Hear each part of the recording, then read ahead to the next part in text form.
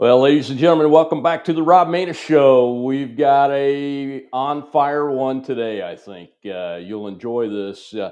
Former senior military commanders are now questioning our government's actions. And I was asked this just a few weeks ago, quote, any interest in interviewing a retired former seven-time Air Force commander who has always been pro-vaccine and pro-vaccine mandates, who now questions what our government, which seems to be becoming more totalitarian with every passing day, is mandating. We are losing so many patriots who love and want to serve our country for no rational reason in my mind, close quote. Of course, I said, yeah, to the question. So this week's show will be on fire. Lieutenant General Rod Bishop retired from active duty in August 2008 after 34 years of service in the United States Air Force. His last assignment was as commander of 3rd Air Force, United States Air Forces in Europe, Ramstein Air Base, Germany, where he oversaw all American air and space activities in the 93 countries in Europe and Africa. Additionally, he was responsible for organizing, training, and equipping of nearly 30,000 airmen assigned to the 10 different Air Force wings under his command throughout Europe. Following many and varied operational flying assignments early in his career, in which he served as an aircraft commander, an instructor pilot, and flight examiner in various mobility and training aircraft, General Bishop held many key positions throughout the U.S. Air Force, where he commanded airmen at every single operational level, including 2 squadrons, an operations group, an airlift wing, a numbered Air Force, and Air Command Europe, while also completing numerous strategic Air Force and joint assignments throughout the Department of Defense. General Bishop is also the founding chairman of the board and president of Stand Together Against Racism and Radicalism in the Services, aka STARS Incorporated. General Bishop, sir, welcome back to the Rob Manus Show. Hey, Rob, great to be back with you. That was quite an introduction. I think that's the best one I've had. Thank you. Well, you're very welcome. I take great pride in putting those little monologues together because I have no staff, so I do it myself. Well, it helps to be former Air Force too, because yeah, I've never been an avid writer, but I learned basic writing skills and got to perfect them as a commander in the Air Force. And sir, I got to tell you, I thought I was privileged to get the opportunity to command 4 times up through wing commander, but you kick butt. And for those folks out there that don't know, if you're selected to command at all those levels, you're in the 0.0001% of top performing officers in the U.S. Air Force, in my opinion. So thank you for coming on, sir. How's your family? Hey, they're doing great, Rob. And thanks for those words on command. It really is a blessing for all of us who have had that opportunity. It's the we greatest can talk privilege I've ever had. Too, as we go on. I mean, it's the trust and the loyalty thing. Yeah, the opportunity to command America's young men and women in the U.S. Armed Forces is not only a great privilege, but it's also an awesome responsibility with the most amount of power really any human being can have over other human beings, quite honestly. And it really is a blessing to have had the opportunity to do that. And I hope everybody that desires to gets that opportunity, if they're able to serve, and that's one of the questions I think today. I read your question out in my monologue because it did surprise me. I'm a colonel. I've been a wing commander and a squadron commander. And I've been frustrated with the government over the last 2 years and the decisions they're making and the policies they're putting out. But now it's really affecting our armed forces in real ways. You're seeing people leave. They're leaving in many cases with derogatory information in their personnel files, military justice actions against them, administrative actions, simply because they don't agree with these policies. And you mentioned the vaccine mandates, but that's not the only one. That's not the only no. What brought you to this level? Because it's very unusual for somebody to have been operating at your level and have served the country for so long to say, the government, I don't trust it anymore, and I don't have faith in the policies that they're putting out. Well, Rob, as a wing commander, I bet you did the same thing I did. When it came flu vaccine time, or I happened to go through the anthrax thing. My page is on the front page of the base newspaper, first in line to get the shot. And as you said in your monologue, always been pro-vaccines, always been pro-vaccine mandates for the military, because I always considered it to be the first element of force protection. But yet, what brought me to this point, I guess I would also say I'm a common sense kind of guy. And as a very good friend told me this past week when I was visiting with him in Crested Butte, Colorado, he said, it just makes me want to cry when I see all this talent walking out of the services. And so this whole idea of vaccines and vaccine mandates, I got to tell you, as the president and chairman of STARS, this was a very hot topic for us. Back in April, when it looked like, they were going to be rolling out and we're going to be giving them to the military, I think it was probably pretty close to unanimous that STARS says, hey, we're a military organization. And it's the first element of force protection. But between April and January of 2022 now, we've learned so much. And it just seems like we're, as a nation, a good portion of us are turning a blind eye to just common sense. I mean, we're told to follow the science, and we're not following the science here. STARS is blessed with two academy grad doctors, and they've laid out some pretty good cases that I think we all would ask, or questions we should ask, and data we should ask if we were going through this. And they just don't seem to be being asked. Instead, with the exception of First Liberty, we probably would have outprocessed, a good portion of our Navy SEALs. Yeah. STARS just recently, excuse me, has taken on the mission. The second R in STARS, Stand Together Against Racism and Radicalism.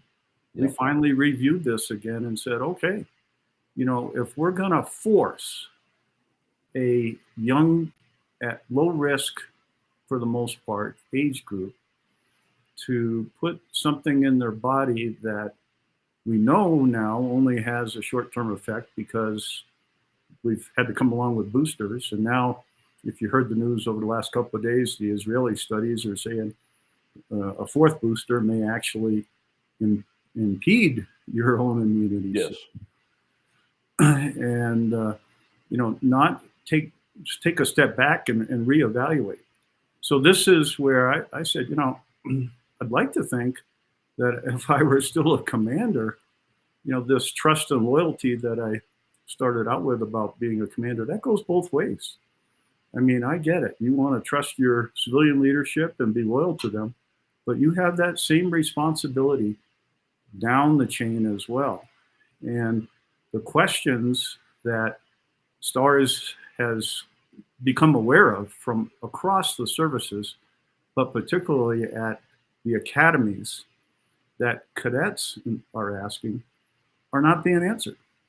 Instead, we're just saying, well, thanks, you're out the door.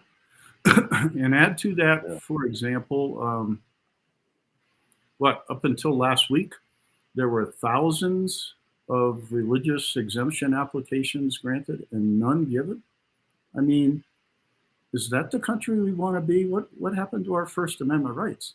In fact, just before coming on your show, Rob, I got an email from a former chief of Air Force chaplains complimenting the work that STARS is doing, trying to assist cadets. I mean, here's cadets applying for religious exemptions. The chaplains are saying it is sincere, and yet they're getting letters from the superintendent saying, Sorry. Now, can I blame the superintendent? I think he's being probably dictated to. I mean, because seems pretty uniform across all the services. But that being said, I haven't heard of any leaders pushing back on this and just saying, "Hey, where's the common sense?" And we just helped one of the cadets put an appeal for religious exemption. And guess where the appeal goes? You would think to the chief of Air Force chaplains. Yes. No, it's going to the Surgeon General.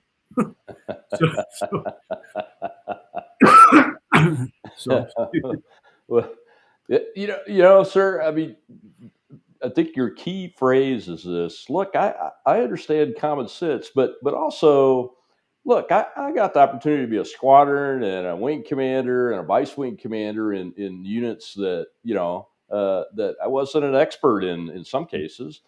So I had to be taught to do what's called data based decision making. Mhm.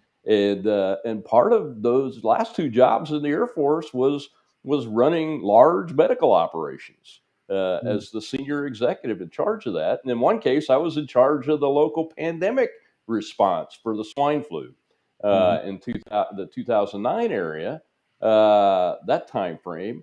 And if I had recommended that some of the things that we're seeing happen, even with that, I would have been ridden out on a rail, as they say, Mhm. and tarred and feathered, but Mhm. probably first by the local government. Yeah. So I don't understand, and I'm glad that men and women at your level are there now, because you're right there with me. This should be a data based decision making operation, and data is being hidden. We've uncovered instances of that through independent media researchers. Data is being withheld. Therapeutics like hydroxychloroquine and ivermectin have been demonized by people in the public health community, for goodness sakes. I just saw a doctor last night that was fired from a hospital that had seen 2,000 COVID patients and had kept them out of the hospital using ivermectin. Mhm. And because she spoke out against what the hospital's coercion methods were doing to try to get people to take the vaccine, she was fired. Uh, those kinds of things, that's not public service. That's No. not public policy.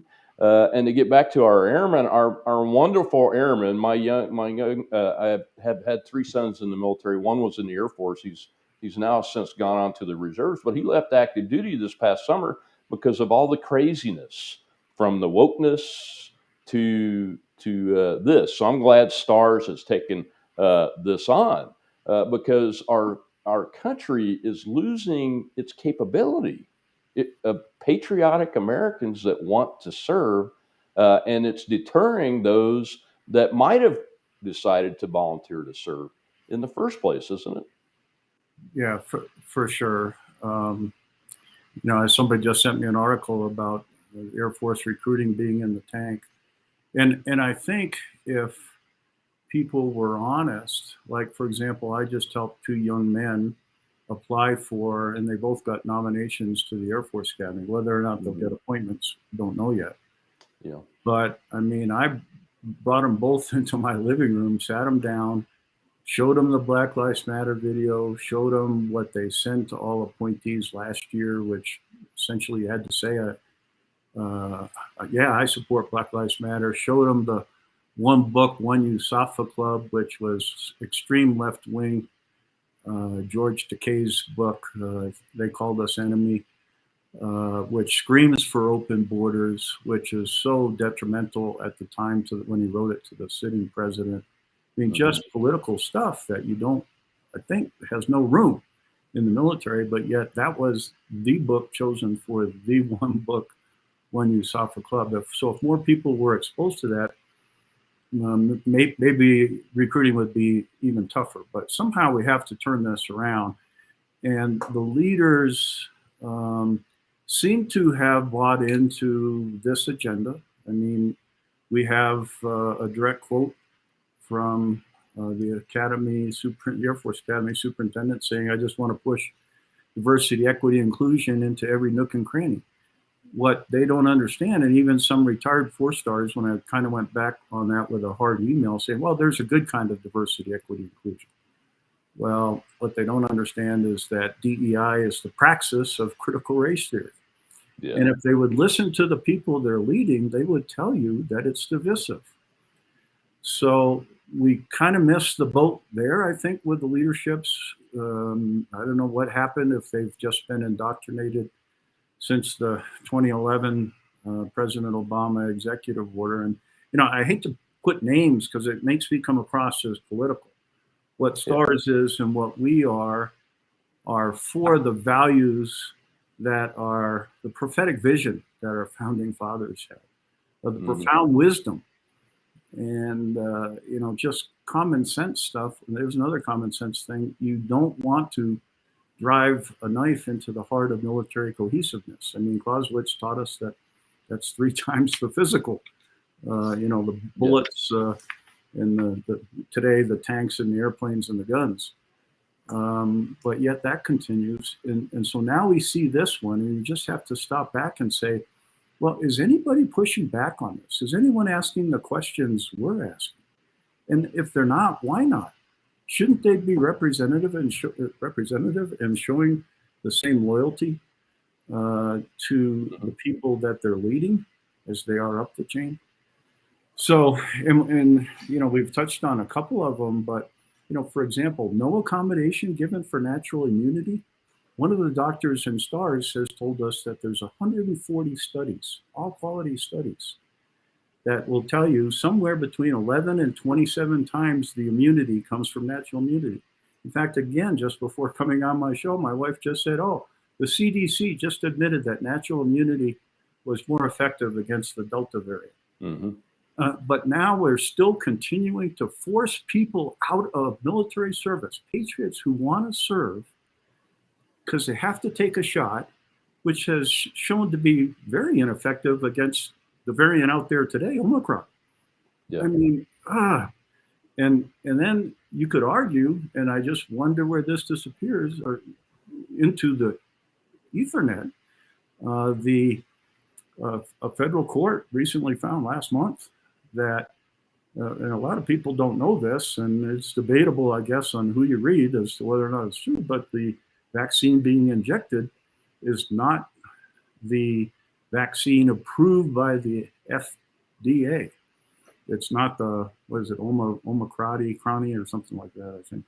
I can't remember the exact name of it, but that story's been going around for 4 months. Yeah. And independent researchers and media types like me have been talking about it. And of course, we get silenced by the censors and social media whenever you bring things like that up. But it's that kind of activity that, I mean, what the hell is going on? And you mentioned nobody that's in command now is standing up against this. Maybe they are, but we just don't hear about it. Maybe they're pushing. Yeah, they may be pushing back, but when they push back and then they get crushed, even privately, somebody you would think would be talking about it and go public with it. And there is not one senior leader that I'm aware of, enlisted or officer, that has decided they would go public, that's currently on active duty, let's put it that way, that has decided to go public. So if they are pushing back, their only recourse is, since they're obviously getting the answer of no, we're going to do it our way, come hell or high water, is to go public, and they're not. No. And that's one where I think America taxpayers should be upset. I mean, we are losing. Think of all the training dollars that we spent training these folks up, and yet they're just dispensable out the door. I mean, we were gonna. I don't know what the latest on the SEALs. I'm glad the federal court in the SEALs case found in their favor that yes, they do have the right to a religious exemption, and no mandate can overcome the First Amendment right that we all have for religious freedom. And how do we get that to extend to all the rest of that's what I've asked some of the lawyers. Mike Berrien being one of them, who leads that First Liberty and good on them, but we need to extend that to the rest of the force. Yeah, you mentioned the Obama era letter or memo. I left my last base in early September 2011, and was sent a memo by my chaplain a few weeks later that should have gotten to me but didn't. That came out 1st of September date from the chief of staff saying that commanders were no longer allowed to talk about their religious beliefs or faith in any meetings. Mm. To be careful not to show it, even going to church in your with your family, and then only chaplains could talk about religion in any official capacity. And when I saw that, I was like, man, that doesn't bode well for anything from a religious freedom perspective. More than likely, and I'm wondering if that has had something to do with what's happening with this, because probability states that there should be some approvals just because of the numbers. One would think so.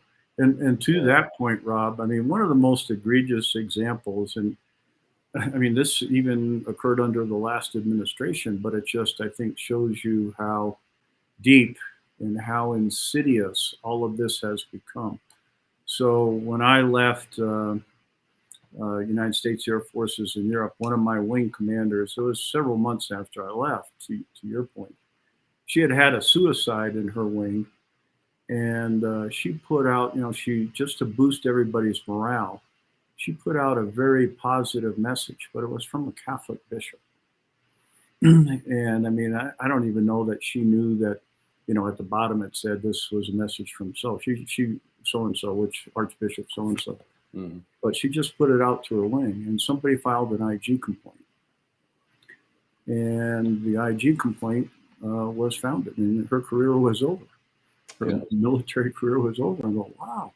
Now compare that to today's day and age, where Matthew Lohmeyer, the Space Force lieutenant colonel that was fired, files an IG complaint against his commander for continuing critical race theory training after the President of the United States had issued not one but two executive orders saying cease and desist. Yeah. And the IG comes back and says, oh, no harm, no foul. I mean, it is just unfathomable how deep and how quick this came. In fact, in Matt's book, I like how he puts it. It happened gradually, but suddenly. Yeah. Yeah. It happens very gradually, but the mind sees it as a sudden appearance. Right. I like the way he did that. I'm going to have him on the show here in a Oh, couple good. of weeks too. So we're honored to get the chance to talk to him for a full hour and really dive deep into that issue. But talking about critical theory, I mean, critical theory, take the race out of it, it came out of the Frankfurt School in Europe, which was communist, Marxist. So the critical race theory, critical gender theory is what you're seeing with the transgenders. All of those are Marxist based and communist state levels of activity designed to get at a population.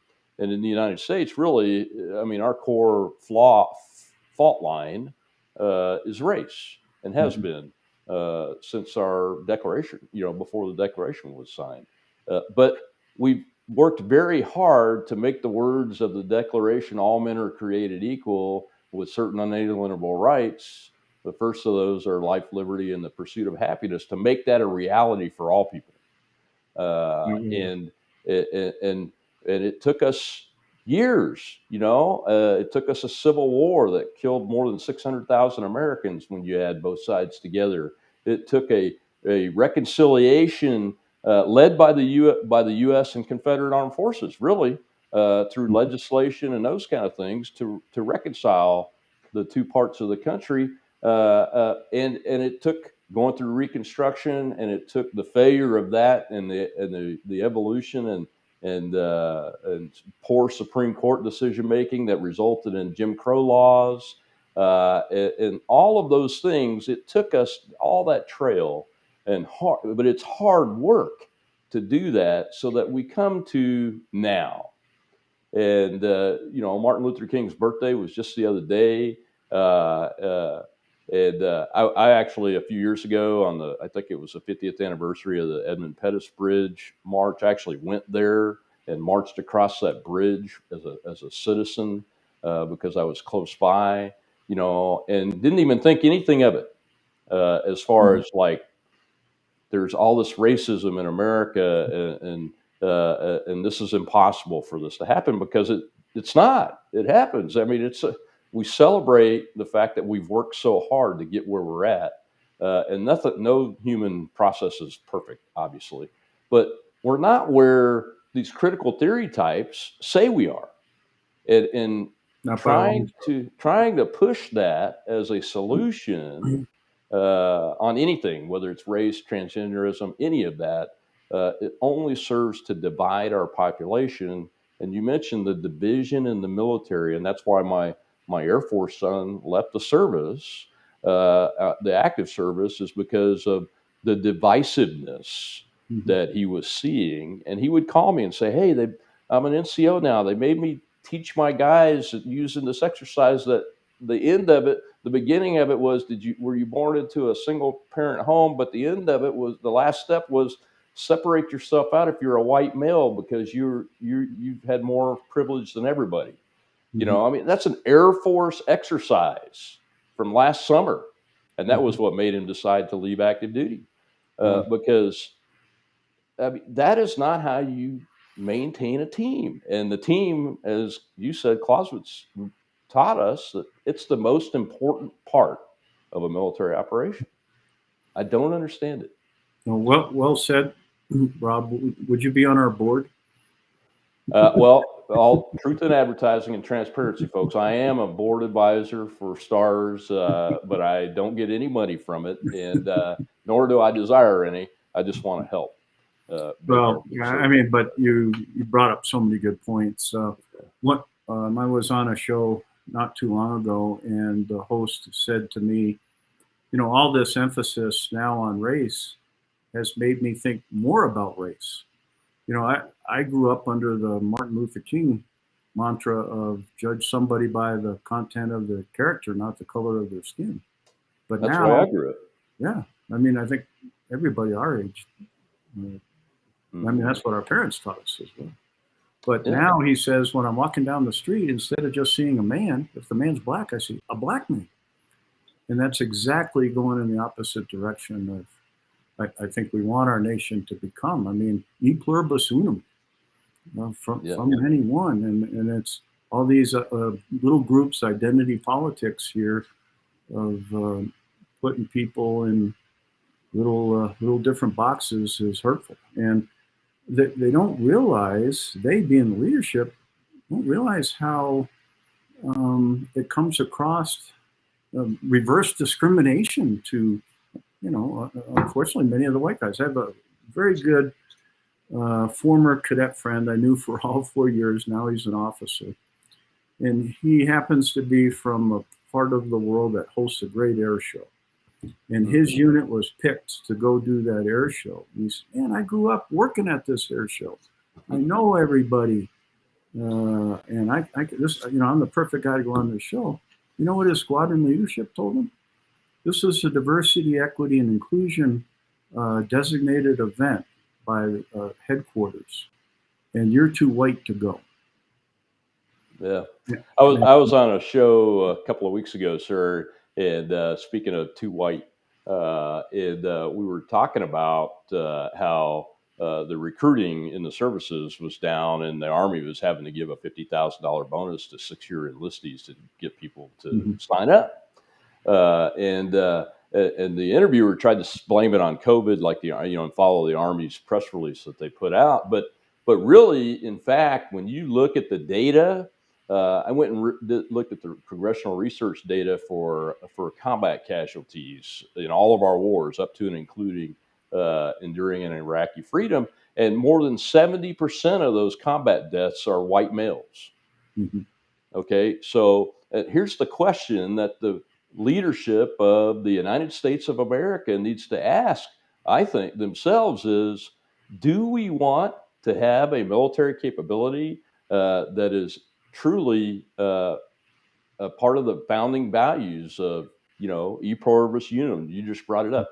Teamwork, not caring about anything except for the quality of the work you do and your merit, and those kind of things. Or do we want a military organization that has no capability because they're forcing the people that volunteer to go die for their country to say, well, you guys hate me?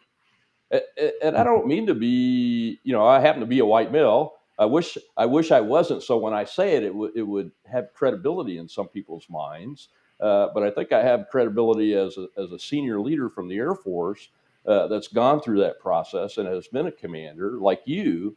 That they need to really look themselves in the mirror and ask what they're doing, because that's exactly what's going on. In Iraqi freedom, 4,418 Americans died, and 3,645 of those were white men. Mhm. So Yeah, that's the question. one of the things I heard from cadets who finished basic cadet training last August, every Labor Day, which is Parents' Weekend at the Air Force Academy, my wife and I host a big tailgate party, and we came to know a number of cadets through the summer, et cetera. I mean, there's a number of opportunities. They have dually day out where they come over your house. Or there used to be a sponsor program where they could stay at your house their last night as a civilian. But I was asking, so, how was training? Was there any wokeness? And one cadet told me, he said, they kept saying we need leaders of diversity so many times. I felt like I was being indoctrinated. And I said, so did they take it to the next step? Why is it that a military organization is supposed to be a meritocracy? Did they explain why we're putting so much emphasis on diversity? And they said, no, it's just, leaders of diversity can lead people of their skin color more effectively than maybe a white guy could. I go, really? Wow. I had never stopped to think about that. Now skin color has become an element of evaluation on how well you could lead. Seriously, sir, that sounds a lot like what our military units were organized as in World War II that President Truman did away with in the 50s. Yeah, it took a while for it to take hold, but yeah, that's exactly true. Wow. So I'm a little bit surprised at that response and how they keep driving this potentially home, rather than I've become good friends with Major General U.S. Army retired Joe Arbuckle. He leads the Flag Officers for America Association, and coincidentally, he lives down the street from me in Colorado Springs. So he likes to say, and I said, yeah, I've said this before too. I said it a number of times at different events that I spoke at in Colorado, is think of what we're making our military. We're moving away from being a meritocracy, and part of the scorecard now is the color of someone's skin. I said, how would you like that if our Denver Broncos did that? Think about it. It's football. It's just a game. Here's a matter of life and death, and now we're choosing people. It comes across as sounding racist. No, it's not racist. It's racist when you choose people based on the color of their skin. Well, yeah. Can you imagine one of us making a decision as a commander, especially in wartime, based on the color of someone's skin? When divvying up tasks or giving orders or anything? Can you imagine that? Or gender. Or gender, I had a discussion not long ago with an SES that works in Air Force personnel, and she told me it's a matter of fact. That's the world we live in. That if it's even close, the nod will go to the minority or the woman. And cadets will see that, and I keep coming back to cadets because I have more opportunities to interface with them living right outside the north gate of the academy than I do with members of the service. Most of our service stories have come from Matt, who you're going to have on the show. Yeah. And he'll provide you. I mean, I just communicated with him yesterday, and he's getting hundreds of inputs. In fact, he alluded on one of our shows. I don't know if you've seen it yet or not, Rob. Dr. Scott, my vice president, is leading a podcast called The Intellectuals. Oh, and, I have not seen it yet, but I'll yeah, look for it.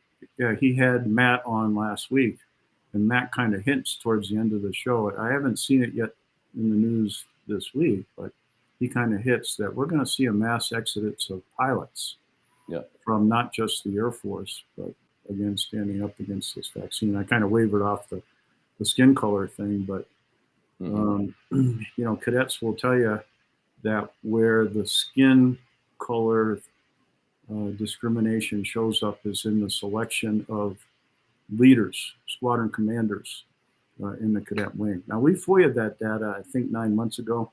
Supposed to have it in 20 days, still don't have anything. Still don't have it, do you? I really think it would be damaging because, in fact, I was speaking yesterday with Tom Burbage, who leads the Calvert Group, which is a group formed somewhat similar to STARS, and we're going to join forces more here in a bigger way if we can get it through our boards.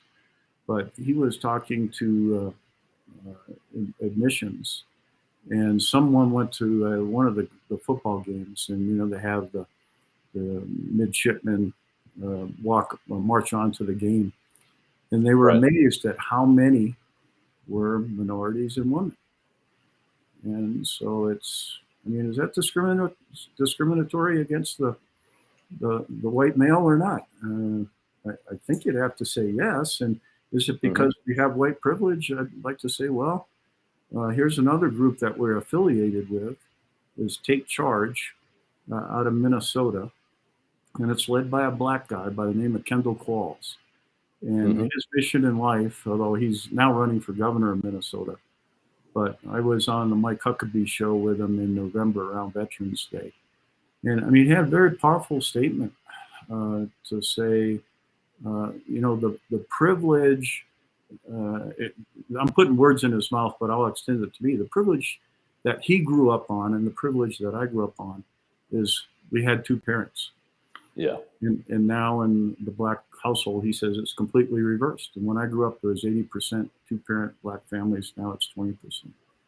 And that's a disadvantage for sure. And that's a documented direct result of federal government and state government policies that have affected the black families since the 1930s. A documented result, especially since the 60s and the Great Society. And just like with the pandemic response and the vaccine mandates, the government continues to waste resources doing the opposite of the thing that it says it's intending to do. It says it's intending to help black people and strengthen families and those kind of things, and it's actually destroyed it, which has led to all sorts of outcomes like skyrocketing crime rates right now, but also skyrocketing incarceration rates of young black men from the 90s up until just a few years ago when President Trump did some criminal justice reform. But it's probably going to get worse again because of the defund the police movement that the leftists have decided that they were going to do. And we have record crime rates in all of our major cities right now. So because there aren't white guys out there to arrest for that, by and large, so it's a tough. Tough so how do you fix that? I've spoken at length with Kendall on this, and the other big drawback he feels like the black male growing up is they don't have the access to the right kind of schooling, and of course there's not the dad there, like my dad was there helping me with algebra and trigonometry. Right. And so so do we try to make the opportunities more equitable across the board, or do we force state managed equity on top? And I think that's one of the big debates that our country is in the midst of and will struggle with because the way we're trying to force the equity piece is what you just described, I think very well, is all these government programs aimed at trying to help people that really don't, because the first thing you have to give them is that self-initiative, that self-confidence, that self-assurance that, yeah, I can do this in the right education. Yeah, when I talk to my successful friends from all walks of life, all genders, all races, uh, they use the phrase equality of opportunity, Mhm. and the focus heretofore of government,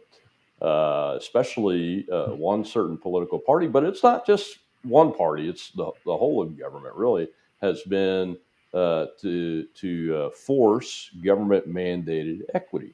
Really, Mhm. Mhm. affirmative action, which has been ruled against in the courts too, by the way. Mhm. Those kind of things were attempts by government to force uh, equity instead of pursuing policies that improve equality of opportunity for all of us. But you have to think creatively. That's one of the reasons why I'm a criminal justice reform advocate, because I saw in my old state of Louisiana that 75% of the incarcerated population was black men from 18 to 27 Mhm. years old, and it had the highest incarcerated population in America, and top five in the top five countries. It was the fifth among countries. Louisiana Mhm. was at that time.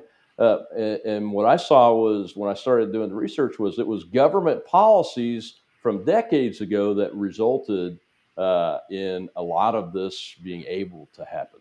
Mhm. And so instead of pursuing equality of opportunity policies, we pursued policies to force it.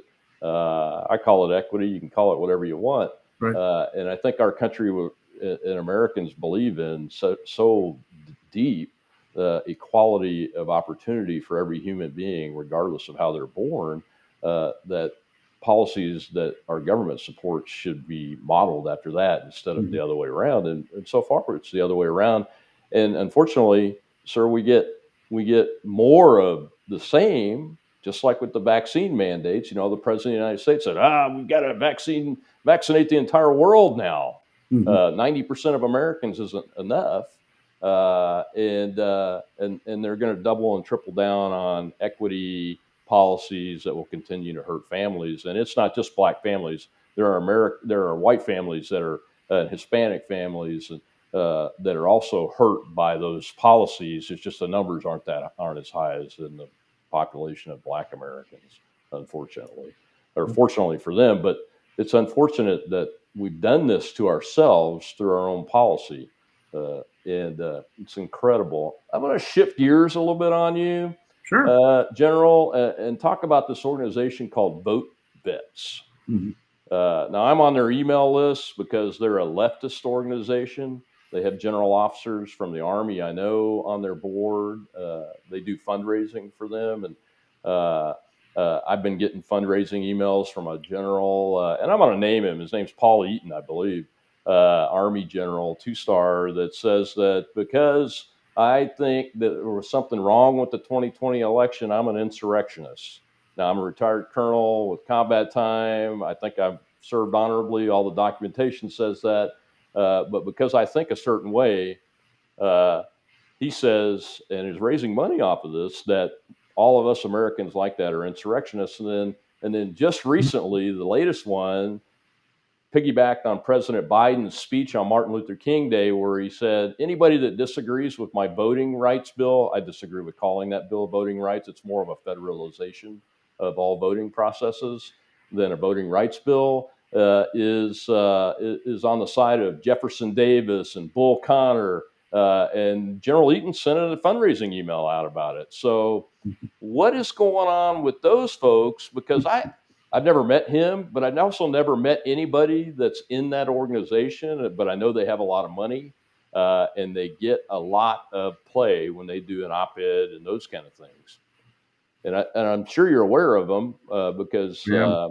I think one of our members has done an op-ed recently opposing them.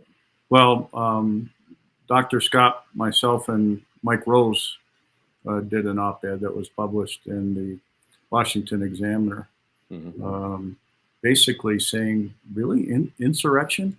I mean, so Yeah. let's attack that first. First of all, if it's an insurrection, um, you'd think somebody would have brought some weapons. Well, we're two pretty experienced military commanders. I think if we were insurrectionists, we would show up with the right armament at least. I would think so. And I mean, I guess, I mean, it depends on what you read, again, who you believe. I think I finally concluded there were 2 weapons inside the entire Capitol grounds, and one was locked in a car. I think that's the version I've decided to believe. So, you know, I think if people, again, just common sense, look at what they were just coming off of. And, you know, here's a solution, I think, to potentially keep that from happening again is maybe there needs to be more time between the election and the time that the votes are certified, because I remember hearing that during it. It's pretty quick. It is. And people were frustrated. So, you know, I was speaking with someone the other day, which kind of surprised me, and he said, you know, the big lie is the big lie. And by that, he meant, you know, were there irregularities that frustrated some people? I can tell you, yeah, there were. I have a lot of family members that were frustrated. I was personally frustrated because a mutual acquaintance of ours, Dr. Scott, I'm not sure that you know this, but for your audience, he is the uncle of J.P. McIsaac, the computer shop repair owner that Hunter Biden turned his laptop into.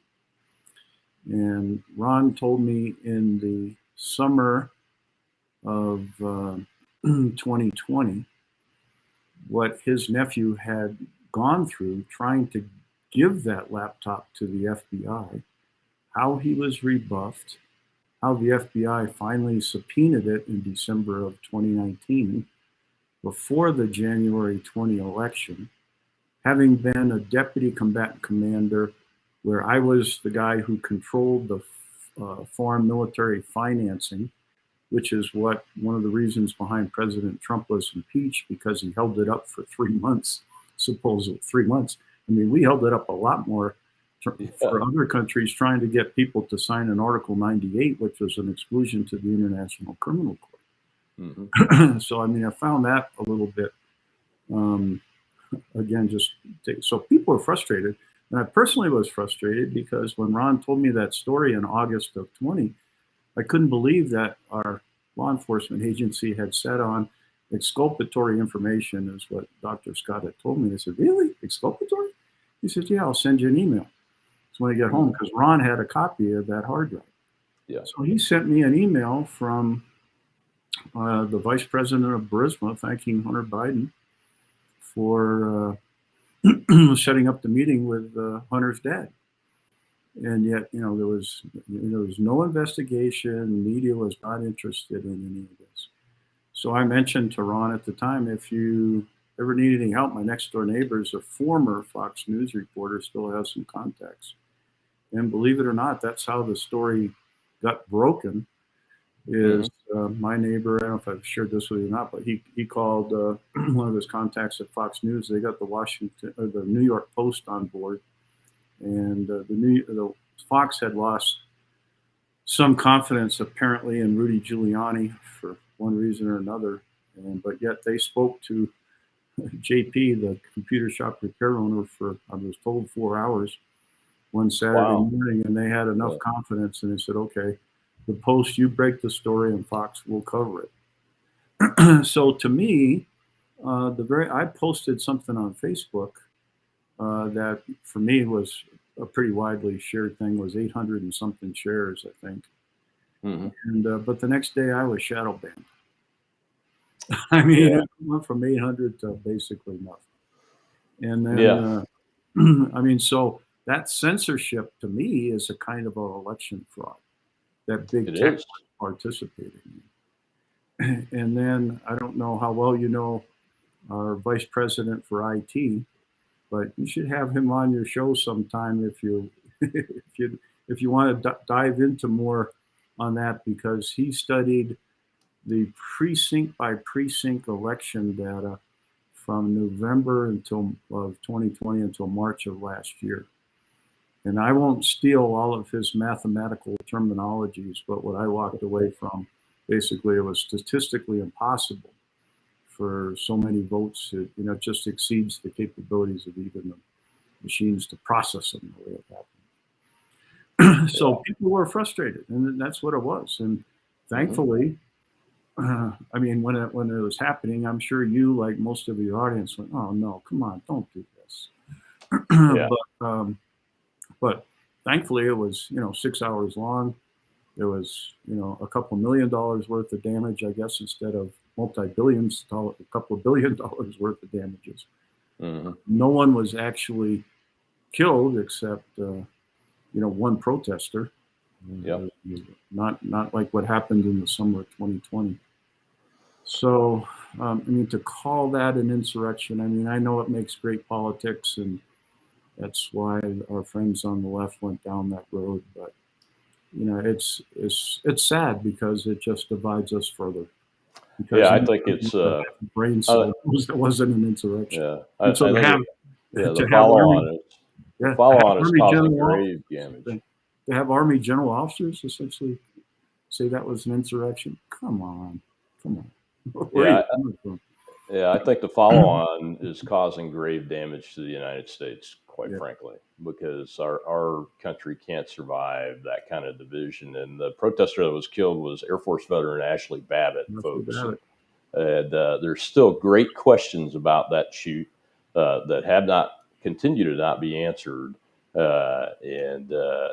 It's just, and the follow-on is, the fact that we're here in 2022 and their Army generals are fundraising off of this issue as an insurrection. It just kind of sets me back on my heels and go, wow, that's appalling. How do you do that? I mean, I said some things about the riots in 2020 and those kind of things, but at the same time, it was heartbreaking to see that happen to our country, and there really wasn't a good reason in my mind to see all that happen. And there were some things. I mean, when they take the president to the bunker in the White House because the protesters, so-called peaceful protesters, are trying to get to the place to burn it down. That's a pretty drastic move by the Secret Service. I've worked with those guys quite a bit, and I find it egregious. I really do, that Army general officers or any officers are doing that kind of political fundraising off of those kind of things. They're not really running for office. If they were running for office, I could see it, but even then, to fundraise off of that when it's a lie and it's not factually correct, and it's so damaging to our society, really does upset me. And I'm glad you spoke out on it, sir. And I appreciate you guys doing that op-ed piece. You beat me to it. I was thinking about writing one when I got a copy of yours, and I go, well, there we have it. Again, as we were talking before, Rob, but I mean, I'm a reluctant participant on shows like that, because I think we, military members, we served our country. Hopefully we did it well. And now we should retire, unless we're going to run for political office. Shut up. But yet when people are out there saying so many things that just don't square with, again, common sense, I feel compelled to speak up. And, we say our oath: support and defend the Constitution of the United States against all enemies, foreign and domestic. We had a Renew Your Oath campaign in November because, like you, you said that oath at least, 6 or 7 times anyway, as we do it every time you get promoted. And I'm sure you administered it a number of times at promotion ceremonies. But I never really thought much about that domestic enemy. But now in our country, there is an element in our society who wants to overturn, capitalism, our Constitution, and they're doing it by trying to be divisive. Now, I didn't hear any generals who maybe be of conservative persuasion on the news really crying out against the Black Lives Matter rally. I mean, that happened in the summer of 2020. And how many of those were there? 500 and something riots. Yeah, $2 billion worth of damage to private billion. and government infrastructure. 29 people killed, number of cops. 730 injured, 29 people killed, number of police officers and retired police officers. Captain Dorn was a retired police officer in St. Louis, that was killed. I mean, those, I didn't see conservative generals or any, as a matter of fact, get on board and condemn that from a political perspective. I mean, I condemned the violence part of it and tried to call out the illogic of supporting the individual that died, because I've read the autopsy reports and understood the toxicology test data and everything, and I think he died of an overdose inflicted on him by physical stress of the moment. Not really murder, but it is what it is. That's the way it came out. But it just puzzles me that people want to continue this divisiveness. And even the president of the United States today, just a few days ago, saying that I'm on the side of Bull Connor. Yeah. I went to the Edmund Pettus Bridge on the last anniversary, the big one, and I was there. I marched across it with a whole bunch of other people, both ways, to celebrate that fact that Bull Connor didn't win. Justice won, and equality of opportunity won on that day and days after. And to be called that by the president of the United States because I disagree on a piece of legislation, that's incredibly nasty. And they don't have Donald Trump to blame for it this time. No, and I don't know if even Senator Manchin's and Sinema, if they had voted to suspend the filibuster for that one vote, it appears like they would have passed that voting. I'll call it like Brit Hume. I kind of like Brit Hume. I mean, 20 years or so in ABC seems to call it pretty square to me. And he said, this is just a naming thing to get people to, oh yeah, it's our rights, our voting rights. There's enough. It's not a voting rights bill, as you alluded before. It's a voting rules bill, and the rules to have every state, before they would submit or change any of the way that they conducted elections, to have to go through the Justice Department. I mean, to me, that's an attack on the rights of the citizens of the states. And most Americans, I feel, don't realize that there aren't any federal elections. They're all state elections. And, to centralize this, when the Constitution pretty clearly spells it out that these are rights reserved for the states to conduct. I don't know how it would have ever stood up in court. Yeah, I don't. We have to go down there.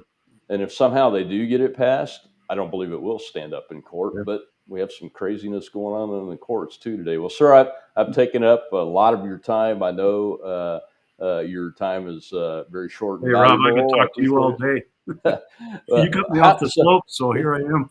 Tell the viewers how they can find stars and those kind of things, and I'll let you go.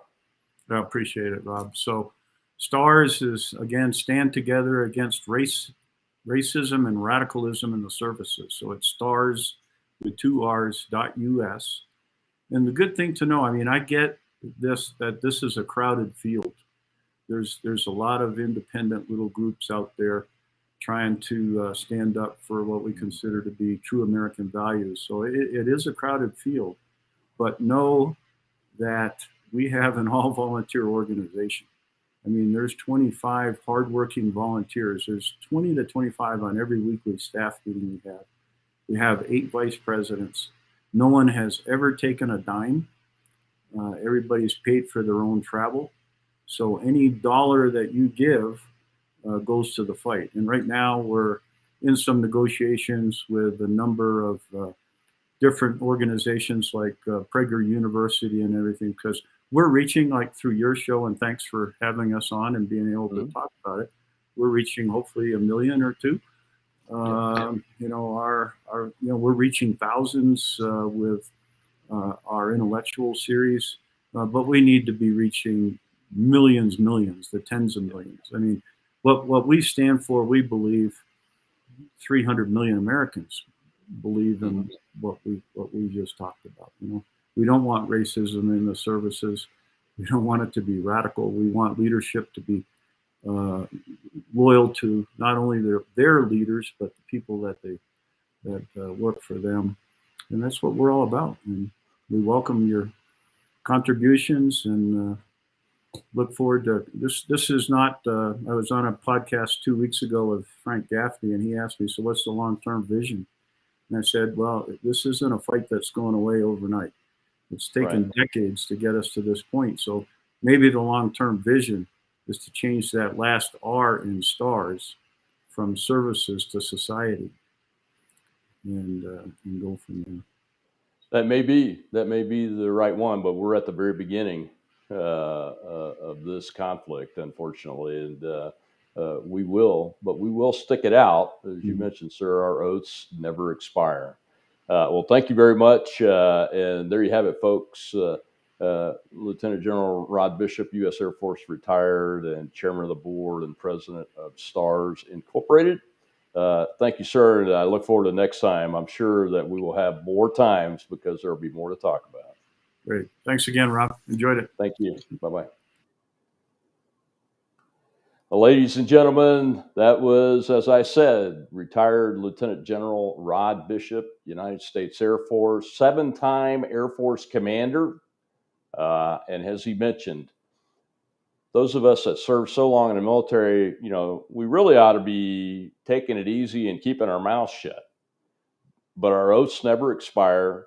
The reason I do this show is because I see a need for the First Amendment and free press to continue to protect liberty, because the established institutions are failing in that regard. And I will continue to serve in this capacity for as long as I can to help get the word out on issues, facts, and just plain old getting common sense to you, the people of the United States of America. And in that regard, thank you very much for watching and for participating in this show. It's very important. You can go find it and subscribe for free at robmanus.com or lifeset.com. And of course, you can find me on all the social media show platforms at COL Rob Manus on Facebook, and I'm at Rob Manus on everything else, from Twitter to Getter to Gab, you name it. We're out there. So until next week, folks, I'm Rob Manus.